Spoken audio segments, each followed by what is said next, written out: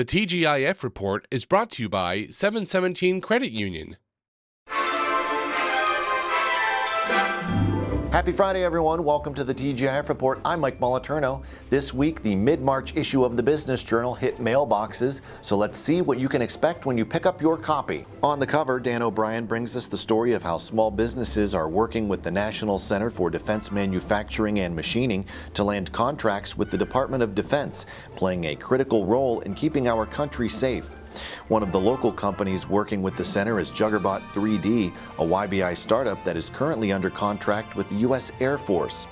Then on page 3, Denise Dick speaks with young people to see if they plan to stay in the area or leave upon graduation and why. Several pointed to a lack of activities such as walkable communities and high crime rates as reasons for wanting to leave.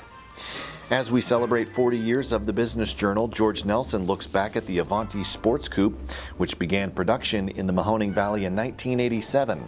The venture was short-lived as Avanti chairman Michael Kelly began to lose interest in the line a year later, leading to the plant's closure. Then on page 22, Dan O'Brien brings us the fascinating story of the Morgantown moniker, which was once a common name for a portion of northeastern Beaver Township.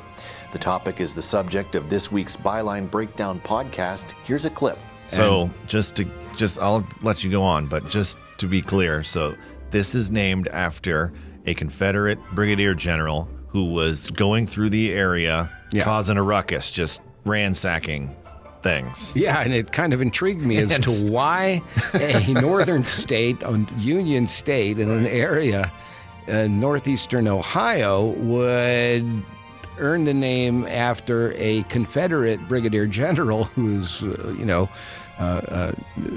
spreading chaos throughout most of Ohio. Not even just a general, period. one that is invading the state. Yes, it's the northernmost invasion of the Confederacy during the war itself, and I thought it was very unusual. And on page 24, we get an update on the $36 million Student Recreation and Wellness Center being built by DeSalvo Construction at Warren G. Harding High School. The project recently received a stamp of approval from none other than Mother Nature herself when she left a literal strike of approval in the form of a lightning bolt last August. Unfortunately, all the inspections, nothing was damaged, nothing was wired, but it did lead to the need to add some lightning strike protection. You can find all that great content and more in the mid-March issue of the Business Journal.